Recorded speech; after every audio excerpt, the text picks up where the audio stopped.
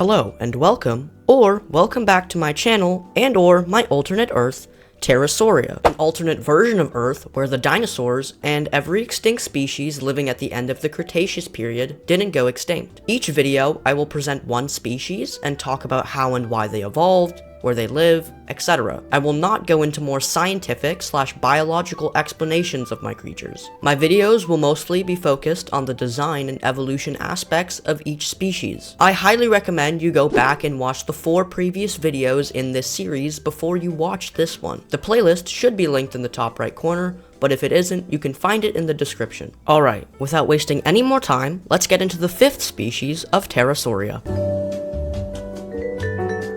The 5th species being introduced to Terra Sauria is the Paludititan Amphibius, which translates to amphibious marsh giant. Let's start with the species origins.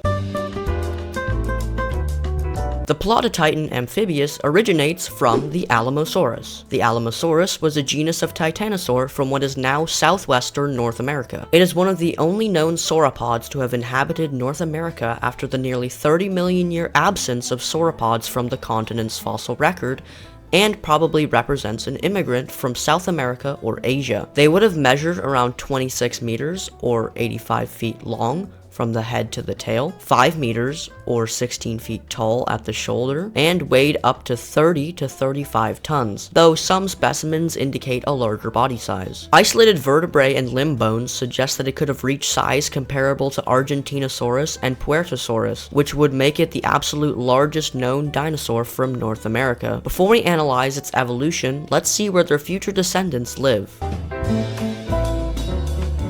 The Paludititan Amphibius lives on the east coast of North America, new continent! Given the amphibious part in their name, they obviously have amphibious nature. They spend a good majority of their life in rivers, lakes, and even on the edge of the ocean, as long as there's sand, which I will soon explain why.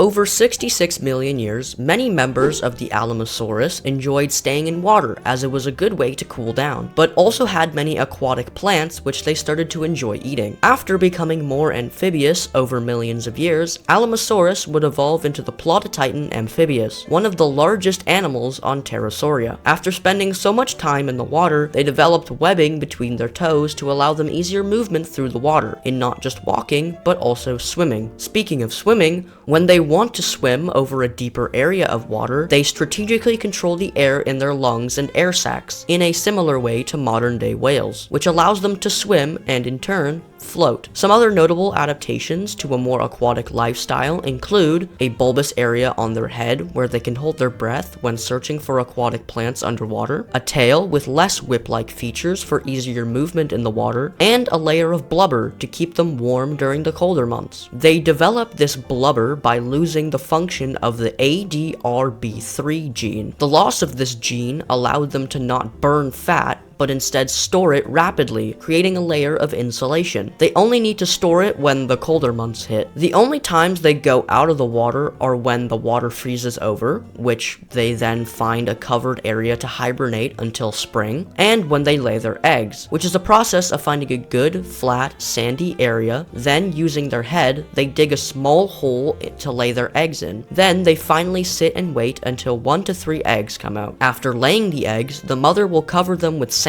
and wait nearby for almost 12 weeks straight, making sure nothing hurts them. One final thing to add is their colors. Since they've adapted for living in water for so long, their coloration has matched with the part of their body that typically remains in the water, and the part that isn't is more colorful for a mating display. To end off this section, the Paludititan reaches 24 meters or 78 feet long from their head to their tail, 3.5 meters or 11 feet tall at the shoulder, and weighs almost 24 tons. The diet of the Paludititan consists of many types of aquatic flora, but also some fruits. Given their large size, many predators are unable to take down this behemoth, except one. I only have the idea for this species, but trust me, this one will be insane.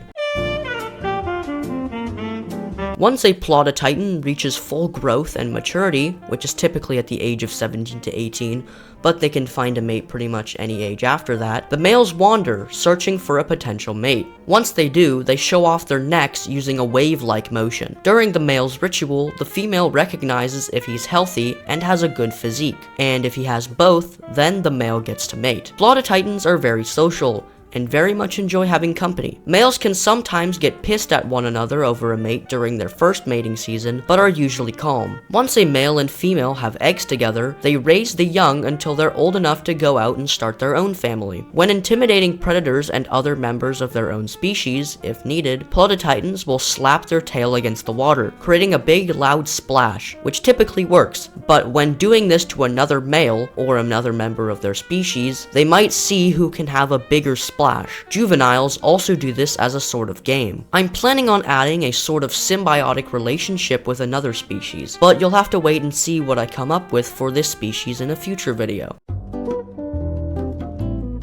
When coming up with the Paludititan, I was inspired by this piece of paleoart depicting what paleontologists originally thought sauropods would do, which was stay in the water, but it was disproven in 1951 by K.A. Kermack. I was looking at this piece in particular and thought, what if that actually happened? Which led me to sketching the first quote-unquote iteration of the Paludititan Amphibius. I hadn't even thought of a possible ancestor at this time, I was just thinking of possible adaptations they could develop, but many things from this original sketch stayed consistent even in the final product, such as the head structure and the pattern on the neck. You might have recognized many of the features of this original sketch were taken from the Jurassic World rebirth Titanosaurus, especially the neck fins I originally had. After researching possible ancestors, I eventually decided on the Alamosaurus, which then allowed me to change the original sketch I had to better match features of the Alamosaurus, such as the legs, which were way too long in the original sketch. After adapting and changing many of the features, I eventually ended up with the final Paludititan design, with this less whip-like tail and bulbous area on its head, and their color scheme. My mom then gave me the idea for adding webbed feet, which I originally didn't think of for some reason. Overall, I had a fun time coming up with this species.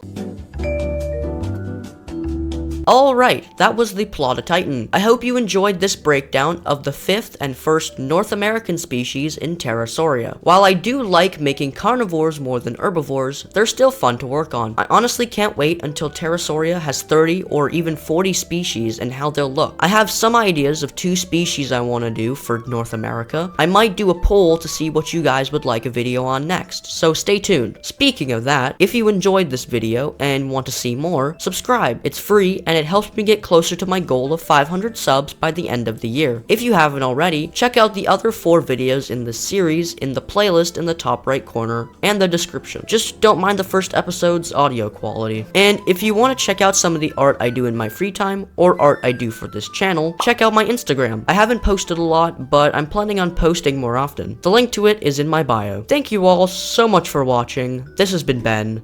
Goodbye.